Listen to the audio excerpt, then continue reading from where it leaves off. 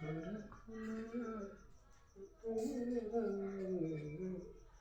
दोस्तों, ज्ञान स्पर्धा के में आपका एक बार फिर से स्वागत है। मैं आपका मित्र के चंचल आज उपस्थित हूं इस टॉपिक को लेकर जिसका नाम है रेगुलेटिंग एक्ट 1773, जो कि आपका बेहद सब्जेक्ट है, जो कि यूपीएससी से लेकर के अदर एग्जामों में भी इसका कहीं ना कहीं जिक्र मिल ही जाता है। तो आते हैं इसको जानने का प्रयत्न करते हैं, ठीक है।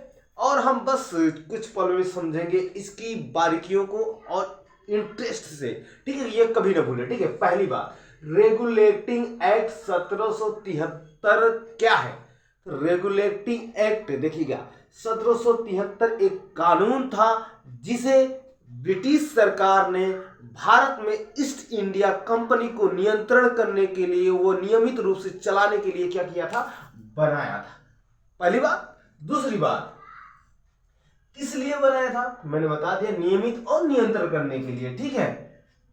देखिए उसके बाद क्या था, एक और इसमें पॉइंट थी कि देखिए कंपनी सरकारी जब हो जाती है तो उसमें जितने अधिकारी होते हैं वो मन से नहीं काम करते और नियमित काम नहीं करना चाहते।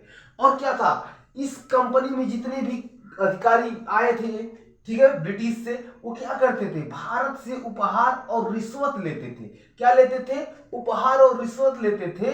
और जाकर के वहां की जो ब्रिटिश रानी थी, ठीक है, एलिजाबेथ, उनसे कहते थे कि ये हमें राजा के द्वारा उपहार दिया गया है, ठीक है, रिश्वत दिया गया है, और मोटी रकम ले जा करके, ठीक है, अपने वहां पे बड़ी बड़ी घर द्वार बना करके मस्त से रहते थे।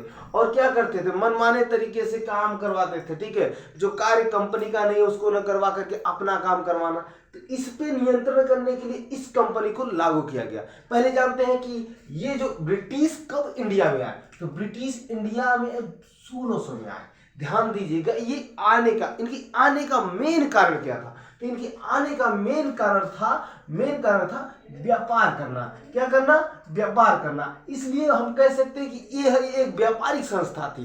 क्या थी? व्यापारिक संस्था थी। कब थी ये? जब 1757 से पहले, कहने का मतलब जब ये बंगाल, बिहार और उड़ीसा का, या बक्सर और प्लासी का जब युद्ध नहीं जीते थे, तब ये क्या थे? व्यापारिक संस्था थी। जब इसको जीत जाते हैं तो क्या, ये राजनैतिक संस्था बन जाती है। कौन सी? राजनैतिक संस्था बन जाती है। कौन सी संस्था?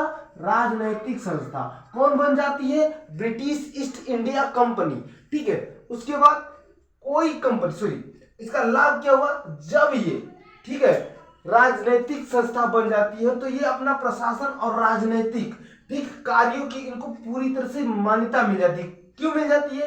क्योंकि ये प्लासी और बक्सर का युद्ध जीत जाते हैं और वहां के राजाओं को हराने के बाद ये अधिकार उनको मिल जाता है।